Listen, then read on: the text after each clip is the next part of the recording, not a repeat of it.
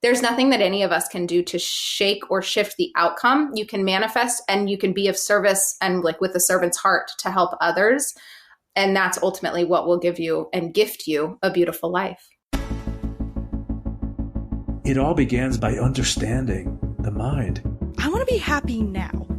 I don't care about the future. I want to be happy right now. You are not alone. You are never, ever, ever alone in this. It's helped my voice grow and given me freedom to be creative on my own. I'm Christina Barcy. Welcome to Be Bold, Begin, a podcast dedicated to you, the creative, the healer, and the innovator.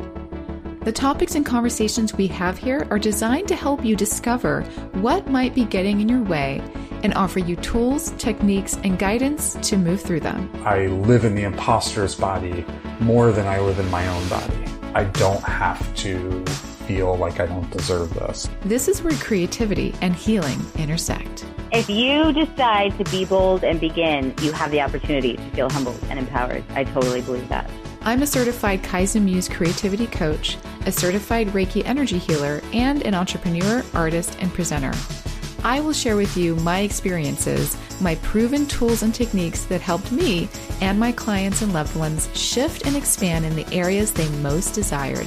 This is a gentle and open space where you will hear how others are being bold to encourage you to begin your own journey or expand the one you're on. This is Be Bold Begin. What does it mean to be our whole selves? Why do we keep parts of ourselves separate and compartmentalized? And what parts of ourselves do we bring with us when we show up in different communities and in different roles? And what would it feel like to be whole and unapologetic when it comes to who we really are as our authentic selves?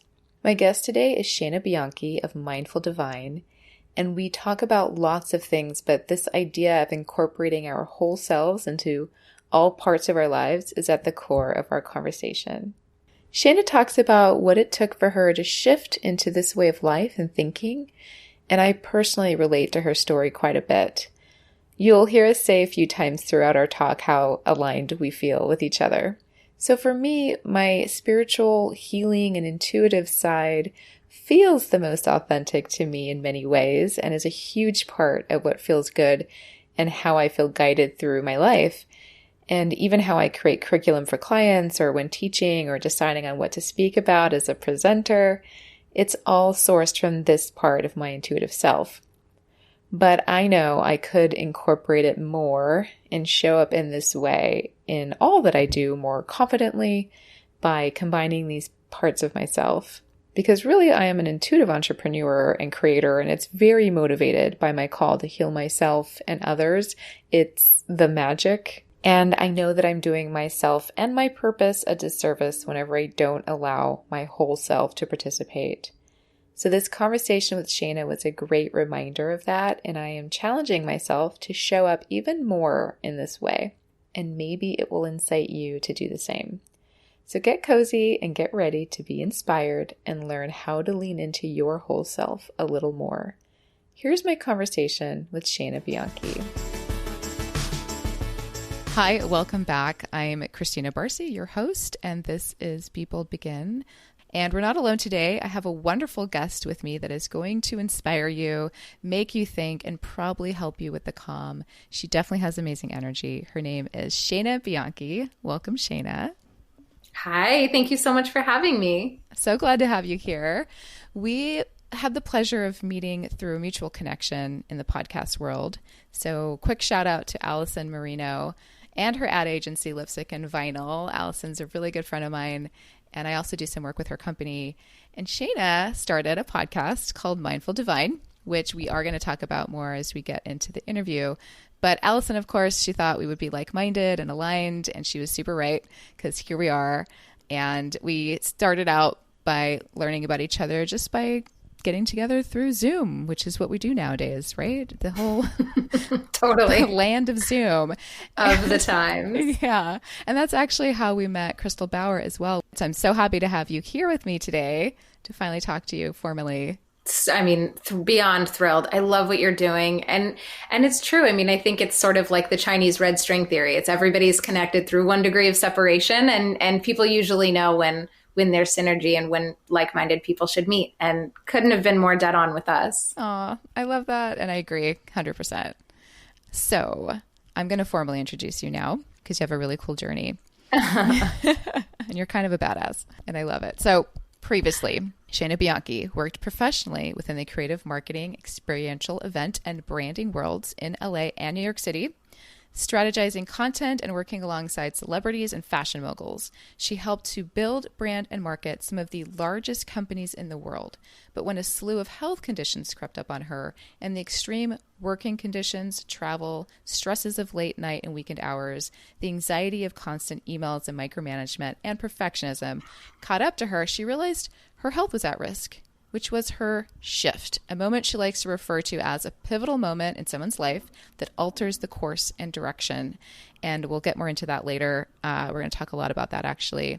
And these days, Shana hosts a weekly podcast called Mindful Divine, which I mentioned earlier. She's a public speaker, alternative healer, and a certified Reiki energy practitioner, just like me. She's a hypnosis regression therapist and manifestation life coach. She has some really great online courses, so we're going to put all that stuff in the show notes so you can check her out further. And she's also currently writing a book on what it means to be mindful in today's world. Welcome, Shana. Officially. Wow, thank you. What a beautiful intro. Thank you so much. It's a mouthful. My goodness. I've had a crazy decade, I feel like, and life, really, haven't we all? But thank you so much for having me. Absolutely. I'm so excited to dive into your journey. And so you conceptualized the word shift. I'm just going to jump right in. Yeah, please. And I relate to that quite a bit. I call it the pivot with my clients. I think we use that word a lot now in 2020. Everyone's having to pivot constantly. Things are changing every day. So I think this is really timely to talk about right now as well. And when we shift, it's really powerful. It causes transformation. It creates change in our lives. I would love to just hear a little bit more about your shift and what led up to that moment for you. Absolutely. Yeah. I mean, you said it beautifully. It is sort of that life-altering moment. I've realized that so many thought leaders and on different movies and different moguls, I mean, they kind of have these moments. They either got really sick or a family member got sick or they decided this isn't my purpose. I need to shift careers. And that was really what it was for me. It was, just to kind of back up a little bit, have always been very in tune and very in touch. I was very spiritual as a young kid, very artistic, very creative, very involved with activities and school and friends and all of this. And then moving into, college days and young professional, kind of like the beginning of my career, was very, very driven in what is the next title? What is the next salary? What is all of this? And it became, I don't want to say obsessive, but kind of in like what I thought was normal. I thought it was the healthy rat race that we were all on as young professionals, to work hard and be successful and make money and work for great companies. And I did. And I'm wildly grateful for my career and where I was, which was really originally heavily based in the fashion industry. I worked in LA and New York. I've worked with wonderful brands and wonderful people, but was also so stressed and so caught up in the day-to-day of, incessant emails and working until 11 at night and working on the weekends and doing all of this. And again, I thought it was the natural, normal grind, because for so many of us, it is. Mm-hmm. It's not to say that it's healthy, but it's what our generation and millennials in particular have really kind of decided that this is what normal life is. We're always connected to our phones. We're always connected to social media. And on one hand, it's great that we can all be connected. I think there's a beauty in connected collective consciousness, but I also think that it can be to our detriment. And I think that was what really happened for me. I started getting inklings. And again, I had totally separated my spiritual hippy dippy side. Of course, my friends knew who I was, but that side of me would come out at dinner parties or on the weekends. It wasn't anything that I discussed at work. Even though I've always had a strong intuition, I could read people well. I've seen auras for many, many years.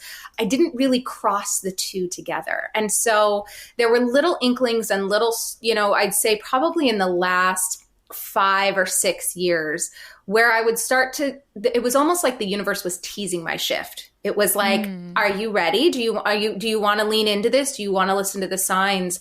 So real quick, I want to ask you, so it sounds like it was very intentional for you to keep these two sides of yourself separate. Do you feel like that was something that you were aware of at the time that you were keeping it separate? Or was that something that was just, again, part of the subscription of what we learn from outside ourselves? Such a good question. I mean, I think at the time I wasn't aware. I think it was just, I was lucky enough to be very successful at a very young age. So I think there was a part of me that was putting on a hat and wearing a role. I'm a big girl and I go to work today, and you know what I mean? So I think unintentionally, I was almost playing another character. I was playing who I thought I was supposed to be. Right. I also remember joking, am I Free People or am I J. Crew? And like, as silly as it is, I felt like I had to choose. As I've gotten older, I now realize it's yes and. And I think for so many young professionals, they think they have to be one or the other. They think they have to be super operational or very creative. Why can't you be both? You know? Right. What's the whole picture? And it sounds to me like you're speaking to transparency quite a bit as well, and authenticity, and like how do we include our deepest authenticity, transparent selves in our professional lives and in what we want to pursue in this world? How do we show up that way? Absolutely. And it's hard. And I think it's a hard accepting factor because, and it kind of goes into confidence too.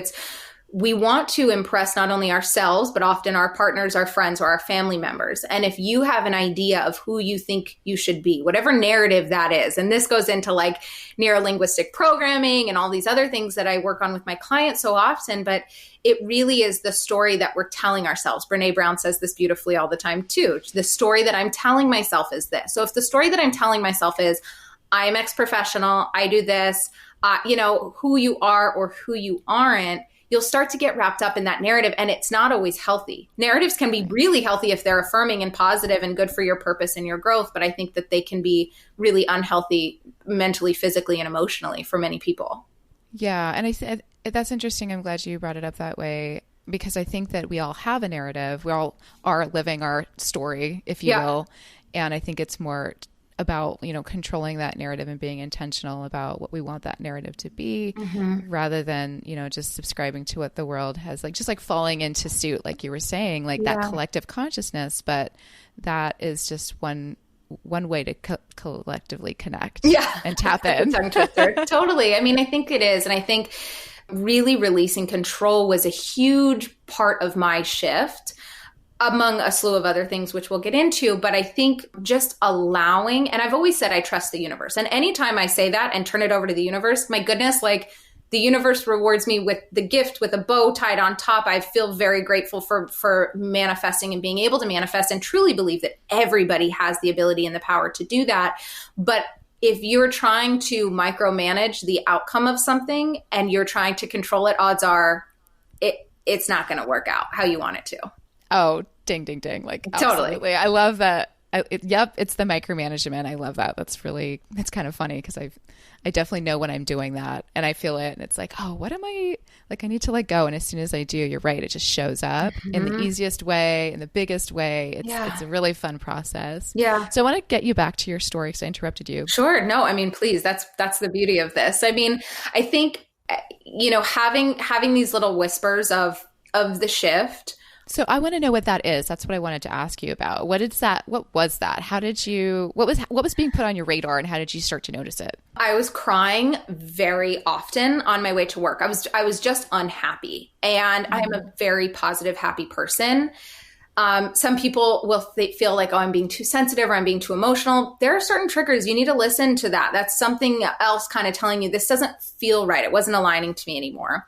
Certain doors were opening for new jobs. Other doors were closing. I thought I really wanted this one job. I didn't get it. I was so sad, but all of those things. So little stuff like that. Then finally, I mean, about a year into these whispers and into these feelings and just feeling like, I remember crying and thinking, I don't even have time to read the coffee table books that I bought. Like, I don't even have time to flip through the pictures of a book. Not even like I'm reading. Like, I don't even have time to do these things. There's I felt like no joy. I felt like I wasn't myself. I wasn't helping people. And that was a big part of it too. I felt like I wasn't being of service, but I didn't yet know what that looked like or felt like that aligned and that felt really right with me. And then I started getting a handful of health issues. So I sort of feel like the universe, God, whatever you call it, it doesn't matter truly. It's whatever resonates with you, whatever that higher power is to you. I felt the universe was giving me little signs and I wasn't fully listening. And finally, I started getting some health issues. And I think sometimes that comes up when, it's like the little tiny knock, knock, knock. And then finally, it's almost like, the universe is shaking you. Like, Shay, come on, what are you listening? Are you paying attention? So I started getting vertigo was the first of it. And it was terrifying. It was so scary and so weird. I went to the emergency room the first time it happened. I had no idea what was going on. I had just gotten back from traveling for 2 weeks straight. I thought, am I dehydrated? Am I sick? I had no idea. I got an MRI. I mean, thank goodness everything checked out. And the doctors they couldn't really find anything wrong with me other than, sorry, this is a form of a migraine and vertigo. Good luck. Really? So it was connected to migraines? It was connected to is what they said, but I have never had migraines. I don't have headaches. I drink a ton of water. It was all weird. You didn't have the migraine. It was just the vertigo. It was just the vertigo. And they explained it that this could potentially just be an isolated moment and that I wouldn't have them anymore. Well, I went on to have them for a year and a half. Vertigo spouts probably 2 or 3 times a week. And it was really bizarre. My ears would ring. So that's when I started thinking, is this spiritual or is this physical? I got all of these tests run. I got, crystals in my ears checked. I had gotten my hearing, all of these little things to try to rule out the science, because as spiritual as I am, I still want the data and I still want the facts. So tell me if there's something really real that I need to listen to. And if not, what else is whispering? And now it's like past a whisper at this point. It's like a yell. So started getting vertigo. That was really kind of what led me on my journey. I'll never forget, we had just moved from Los Angeles, my husband and I, down to Orange County, like Laguna, Newport Beach. And it happened to me while I was driving. And that's when I said, and thank God Dylan was in the car, it was totally fine. But that's when I said, I need to seek some other help that aren't normal doctors. I've always had like spiritual coaches, and I've, gotten from like tarot to psychic to sound therapy and sound bowls and chakra cleansing and whatnot on my free time, just, for funsies.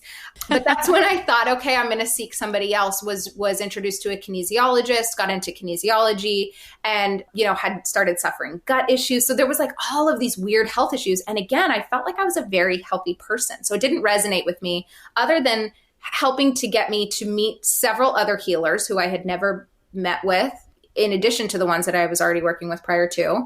And that was what really changed my diet. I realized I was allergic to gluten. I changed, everything. I had always eaten healthy, but really shifted to more of like a vegan, plant-based, gluten-free, dairy-free diet. Crazy, but good and helpful. But that was really what shifted for me. And then I was able to start to figure out, how do I help others? Because now I'm being helped on another level. I'm meditating way more than I ever have. I got off social media for 8 months, which cannot recommend enough. It was so healthy and was terrifying at first because we're so addicted. 8 months is a long time. It was a long time. It was almost a year. And that was really healthy. And that was a huge part of my journey, and really leaning into the gifts that I have. I think so many of us are afraid to lean in and listen. I think meditation scares a lot of people, but I also think that there's a wildly misunderstood interpretation of what meditation is and should be. And there's so many different ways that work with different people. Gardening and watering plants can be meditation. You can, of course, the typical sit down and truly meditate, but it can also be with music on. You can lay down, you can do free writing. I mean, so I meditate in a million different ways and get a lot of messages through that. And I just started listening. I just started listening and I stopped controlling. And that was my shift. And that was when I said, okay, I can be of service in the ways that I've been helping myself. I can teach others. I've been manifesting every job, every boyfriend, and truly growing up, it sounds so silly, but everything that I've ever wanted, gratefully I've gotten, but through a series of manifestation and believing that the universe will act as a mirror, you know? Wow. Yes, there's so many things I want to talk about that you've said. First thing is, it sounds like it was a process of letting go that you decided to take part in, and including like down to the type of things you were eating, down to the habits that were in your daily life, like social media. What was that process like for you? It was a little cold turkey. And I mean, the food, I guess I'd sort of gone dairy free over a couple of years. Vegan, I just believed in it because I like love animals and feel really sad. You're very empathetic. I'm like wildly empathetic, like so much so that it's like a problem. Sometimes I have to really make sure to disconnect because like if somebody says they have like I'll almost feel their pain. I'll get the stomach ache if somebody else has a stomach ache. So I have to be really careful. You're an empath. I have to make sure that I do, Epsom salt baths. I do crystal clearing. I really make sure to like unplug and like disconnect my cords. But yeah, it was a series of letting go. It was a process. With social media, it was cold turkey. It was one day on, one day off. Realizing that we are all smarter than the incessant scrolling. And right now, especially, my goodness, like everybody is so tapped in.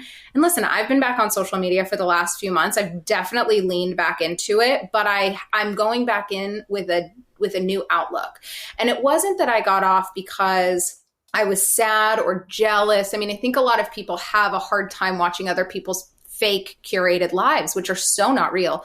For me, it was just that there's better use of my time. What can I be doing? And so in that time, I meditated and I walked, and I really started to reprogram the programming that, again, I thought who I was supposed to be and what I was supposed to be doing for a career and how to monetize myself can be looked at with a new light. And so it really was almost like a beautiful shedding or blooming, I guess you could say, that allowed me to release control and to say, okay, I turn it over to you. I met my spirit guides throughout the process. All of this. And so I really have kind of just turned it over and feel even today that there's nothing that any of us can do to shake or shift the outcome. You can manifest and you can be of service and like with a servant's heart to help others. And that's ultimately what will give you and gift you a beautiful life. Wow. Well said. Okay, we're finished. Just kidding. That was just so well put together. And it truly is I think shedding and blooming, I think those go hand in hand. Mm-hmm. It sounds like what I'm hearing is, as through that letting go process and letting the current state go and coming up with new ways to take care of yourself and listen. Through the listening, you were getting messages, and through that, number one, I think it sounds like you already trusted yourself. You already trusted and had a relationship with your intuition. And that probably helped in this part of your transition and shifting. But it does sound to me like you were having this moment of really leaning into trusting that and letting go of not questioning that maybe you shouldn't trust it, or listening to that voice in our heads. Mm-hmm. Do you remember that being a part of it for you? I mean, of course, I'm human and have my days of wondering and doubting and listening to that negative voice. But I really feel that if it's possible, that voice is just the ego that's talking. And if you can quiet it, I almost sometimes treat it like a child. When I have those moments, I allow it to come in. And then I say, thank you so much. Almost like to a kid. Thank you for saying what you think and what you feel and voicing your opinion. I'm going to need you to kind of go hang in this other room for a little bit, because it's not going to gift me what I need. And it will only drive me crazier and crazier. And again, I've totally been there. I do feel that I have always had a confidence, and it could just be more of like a trust in the universe and a trust in myself. And I think so many of us doubt ourselves and don't have the confidence to know that everything is going to be okay, or they let the fear creep in. And if you can quiet and silence that fear, your life is endless. The potential to have beautiful, wonderful opportunities is endless, but you do have to stop living in that fear state. Yep. Yes. And I think trusting yourself, having that awareness, I think those are first steps for sure for someone who might not be quite connected in that way yet, or even realizing that there's another way to think, to think about ourselves, or a different conversation we can have with ourselves. And I do really like what you said about being sort of, you're kind of you're in the driver's seat, this positive, like connected voice and going, hey, thank you for showing up. I appreciate that you're a part of this, right? But you are going to hang out in the back seat and I'm driving. So stop trying to touch the wheel. Yeah, absolutely. And I think realizing, I mean, The Power of Now is a wonderful book. So if you all are listening, please feel free to read that. It's fabulous and really helped to kind of change my life. But once I realized that I am not my thoughts. And that's by Eckhart Tolle. By Eckhart Tolle, yeah. And it's, to really be able to separate your thoughts from your mind and know that it's just, again, it's passing. I mean, think about, and how you're saying, if people aren't as connected or aren't really tapping in, that's okay. I'll try to just have some more awareness as you move through your day and as you move through your week.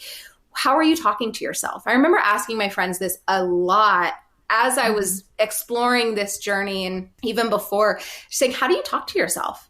Are you mean? Do you get really mad? Oh, stupid Shana, why would you go upstairs? You could have gone to, like little things. I mean, some people are so hard on themselves, and it breaks my heart to think it's easy to. And there are times, last week I was being so hard on myself. I thought, what are you doing? Be nice. Praise yourself, give yourself credit for being who you are and in your element. I mean, I also, so that's one exercise that I do.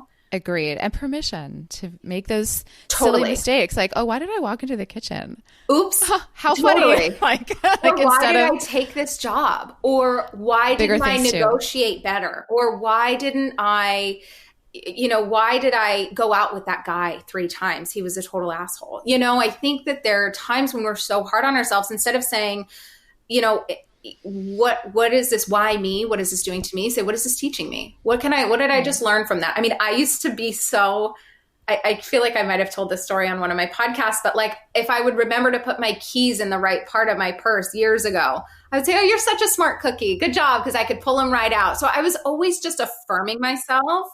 And it sounds silly, but you wouldn't talk the way that we talk to ourselves. You would never talk to your friends or your family like this. I don't know why we give ourselves the okay to speak poorly to ourselves. It's not okay. It should not be okay. So really to be mindful of that. The other thing that I do, which is really interesting and also sounds bizarre, is before bed, if I'm really particularly having a low day, I will count down from 10, and on every number, I will try to compliment or affirm myself. And this is really big in confidence. And I don't even know, I made this up, I think, like years ago. That's great. And, 10, you are wise. 9, you are strong. 8, you are bold, whatever it is. And really, really believe it and think it. And that's been something that's really helped me. And another example that I've given friends and clients, and it has totally helped them. I mean, even just doing it for a week really helps to change your mindset and helps to affirm and build the confidence subconsciously, even if you don't believe it yet. And listen, there are days when I'm like, I get to 6 and I'm like, I don't know what else. I'm like, I'm not proud of myself today. I'm not. And you have to force yourself to do it no matter what. And there's something really beautiful and profound there. Oh, I love those as tools because it's creative, first of all, which of course I love. Mm-hmm. And it's true. Your subconscious brain will hold on to that, and the feelings will start to change. You'll start to think differently. We change our habits that way. That's very foundational, those types of exercises. So thank you so much for sharing that. I'm probably going to give that as an exercise to my listeners if you're okay with that. Please. That's beautiful. So I have a question about this shift, about the concept of this, just to shift back into that. Do you feel like it always has to be painful? Do you think that these shifts come at us in ways where we only notice it if we're in pain? Great question. I think oftentimes, no. To answer your question in short, no. It doesn't always have to be painful, and it shouldn't have to be painful. However, pain or, a scare or whatever it is often the one thing that can really shift us. It can really push you out of your comfort zone and make you make a change. It shouldn't have to always be painful. I think if you are listening early on enough, it isn't painful. I think that it can just be getting a new job opportunity. It doesn't even mean losing a job. It's you getting a new job. That can be the shift. You can meet somebody in another city and start a business deal with them, or a new friendship with them that grows into something, or a partner that you build a family with. So a shift doesn't always have to be professional, doesn't always have to be hyper spiritual.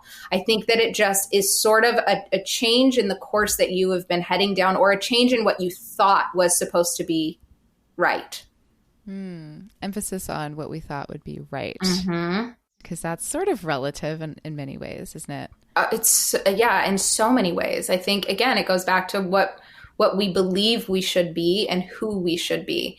And sometimes that's great. Sometimes people know exactly who they should be, and those are wonderful, great people. But there are other times when we just feel like we need to be a lawyer because our family has been in law, or we have to be a doctor because our dad made us go to school for X amount of years. And why would I, go into something that's not as lucrative? I think that there's so many like old school thought patterns that are really stifling for our generation and can really hold us back if we don't decide that that's not what needs to be right. And that's not what needs to be our narrative.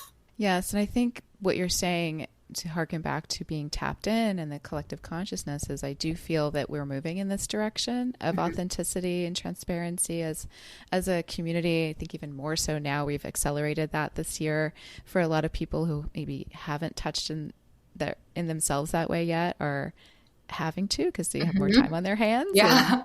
And et cetera. Things pop up and show up when we have dire circumstances, which, again, coming back to the pain, right? That it's a little painful for some right now if you've never done it before, and now you're forced to do it.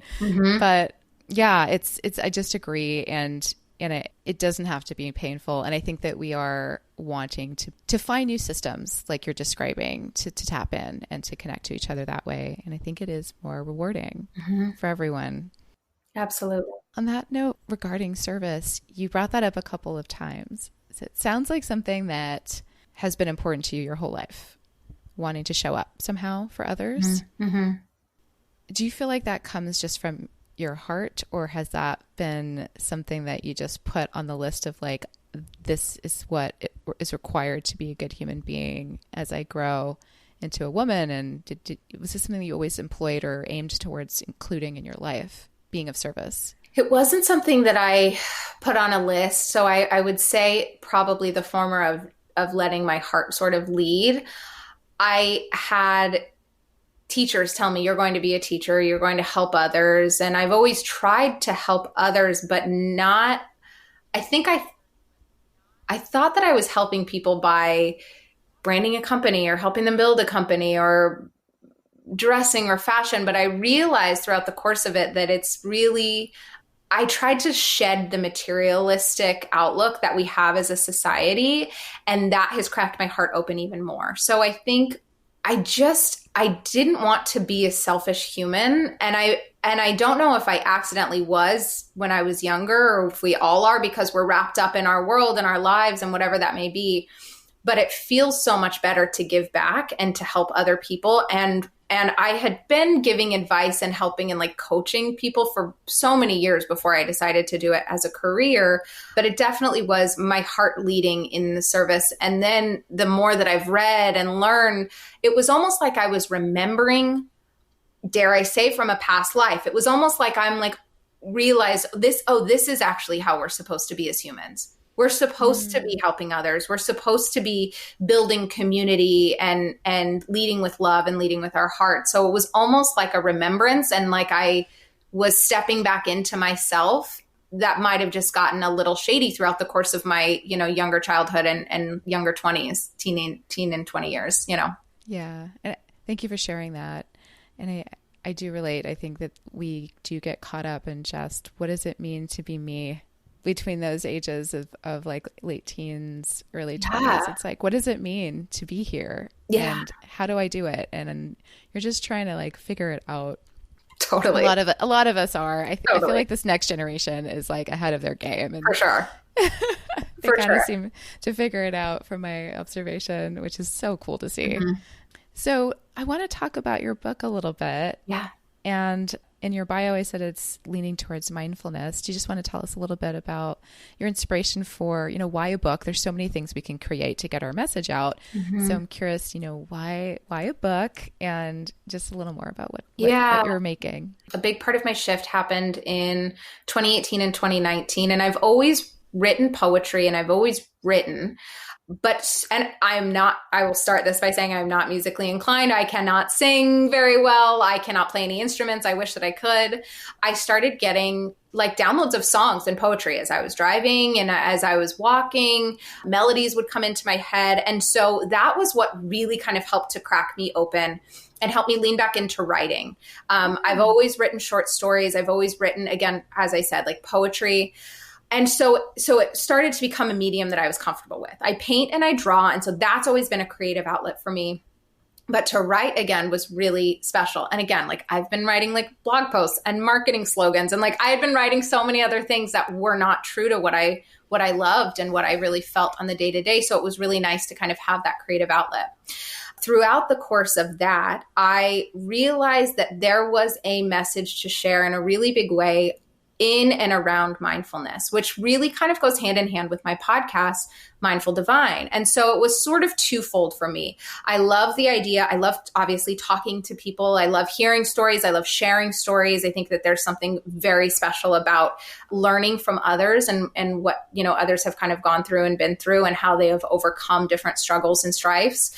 And so it was one hand, the podcast to talk, and then the other hand was a book, because I wanted to create a guidebook for people. I had so many listeners, friends, family members who would say kind of what we were talking about. Shana, how do you manifest? What is this? What does it even mean? How to simplify it, but make it accessible.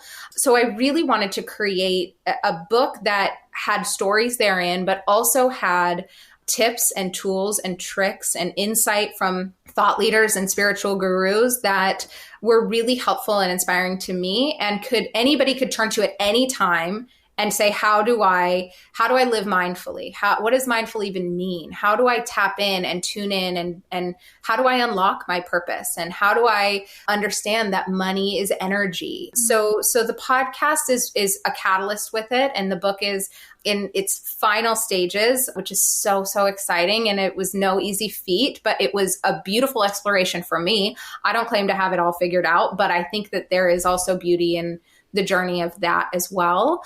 So yeah, it really is a guidebook, and I'm thrilled. I'll be pitching it to different publishers here pretty soon, and I've had a lot of really exciting conversations, which again, I'm just so, so grateful for. So I'm excited to kind of continue and start to build that momentum, and plan to write more books after the first, but this is definitely the first little victory push. Woohoo. That is so exciting. Thank you. Yeah, and I can't wait to see what you do next with it, and to have it come out and be able to, purchase one and have my own. Oh, I'll send it to you. Absolutely. Oh, yay. Okay, so we're excited. And as soon as you have the title, you have to share that with us. Yeah. So talk a little bit about the podcast. So you said that goes hand in hand with the book. Do you want to tell me a little bit about what you like to talk about there and the format? And So yeah, I think when I started the podcast, originally I was going to do it with two other gals who I love and adore and are very, very dear friends on similar journeys. With COVID, it all sort of shifted.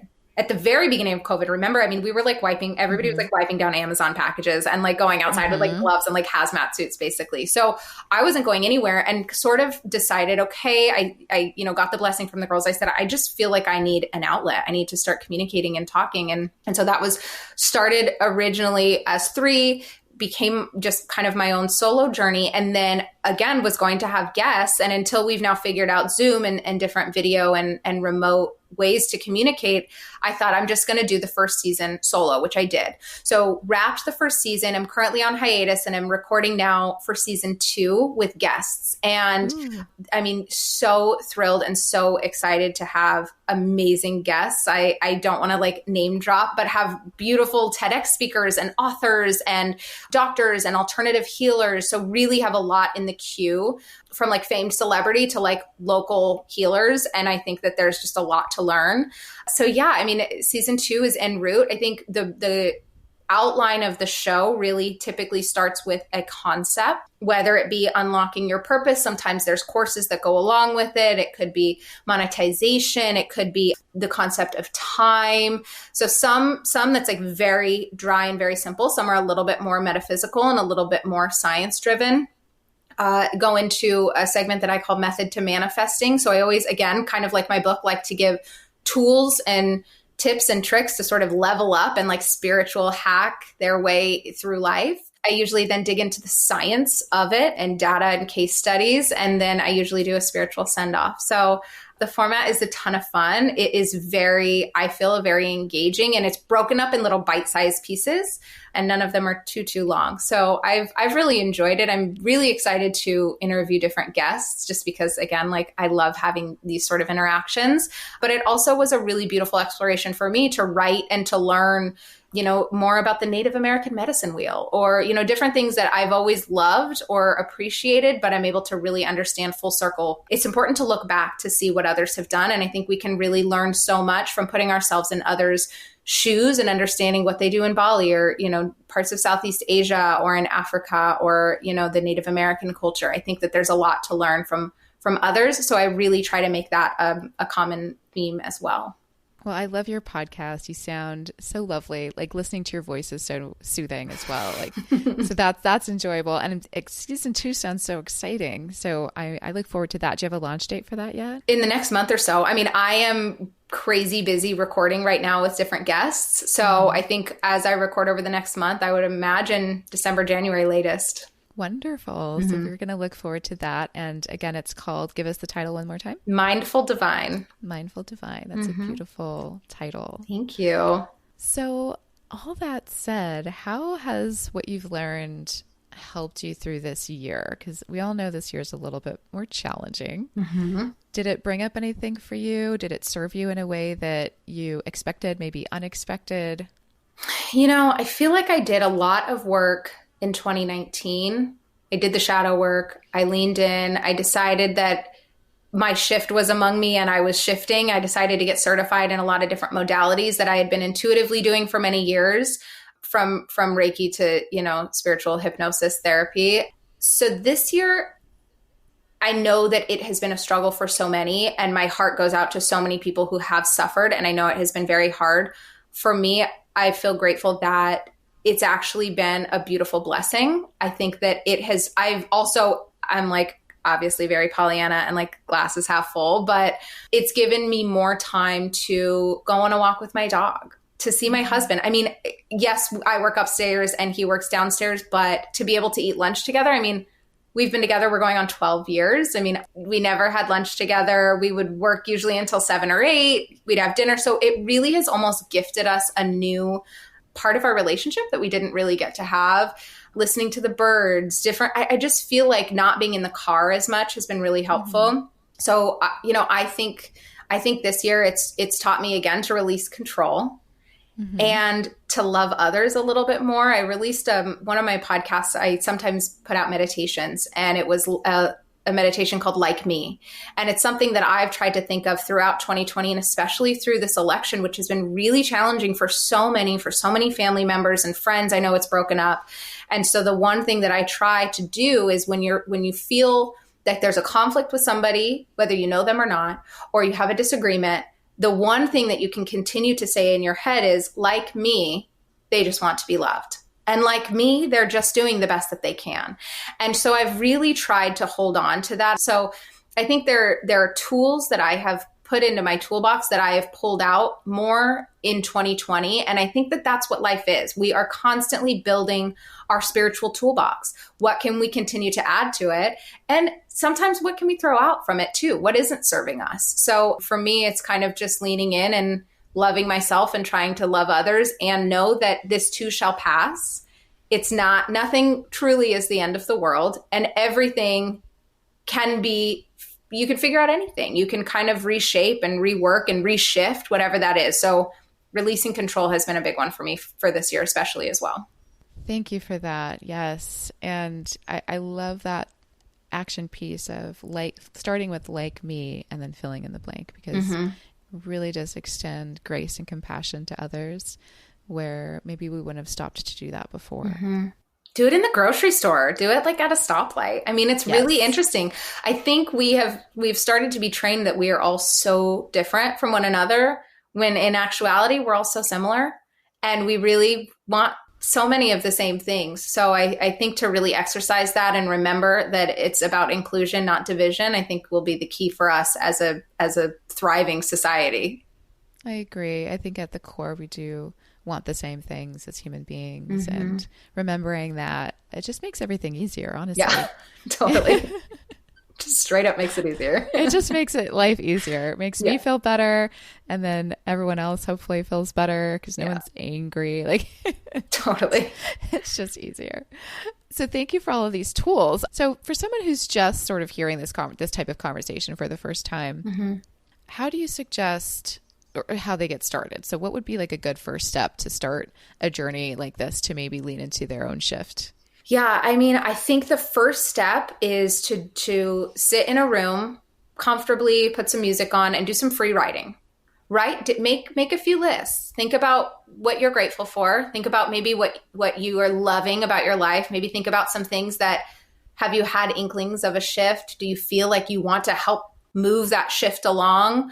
Really kind of start to outline how you envision your dream life and what you feel like you may be lacking. Are you lacking in confidence? Are you lacking in, spirituality? Because it's not something that you have to hold on to forever and lack forever. These are all little like pockets that we can fill. So I think just starting down in free writing and having the awareness, as I said, to really think about, well, am I mean to myself on a day-to-day basis?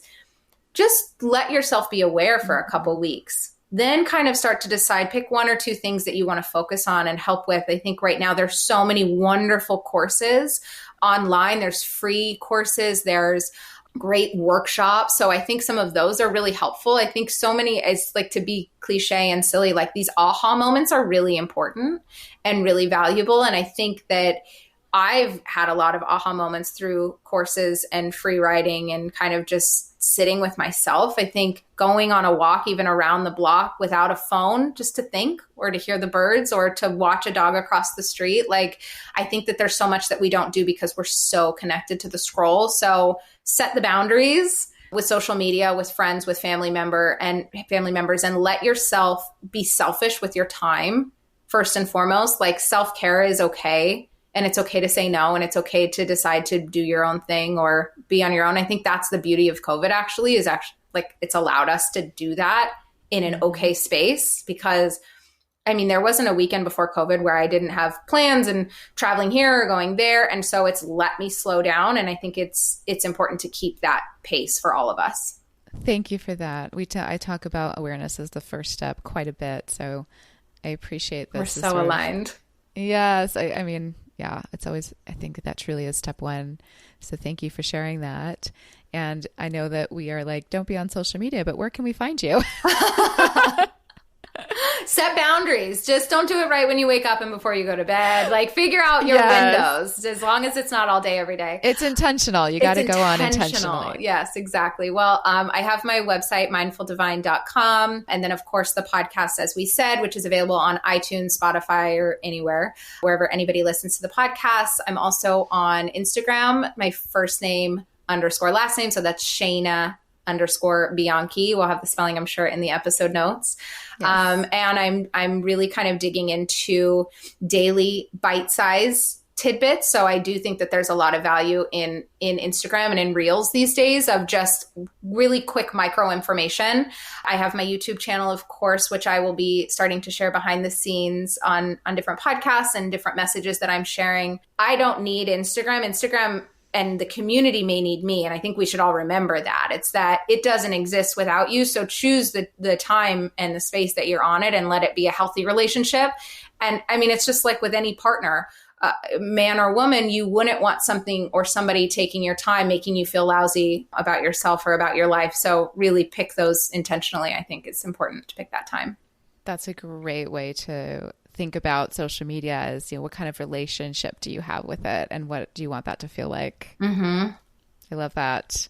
Well, thank you so much, Shana, for being with us today. I think we learned a lot. And of course, I feel extra aligned after talking to you even more. Thank you so much for having me. It's always such a joy to talk to you. Your voice is so like calming and soothing and zen. I love it. Well, thank you. Thank you for listening to People Begin. We hope that these episodes are helping inspire and empower you to take your next steps towards whatever you're thinking of creating. And if you want more tools, resources, and techniques for your creative process and to connect with me directly, then I'd love to invite you to our Unleash Creative community. Just follow the link in the show notes and I'll look forward to meeting you there. Happy creating.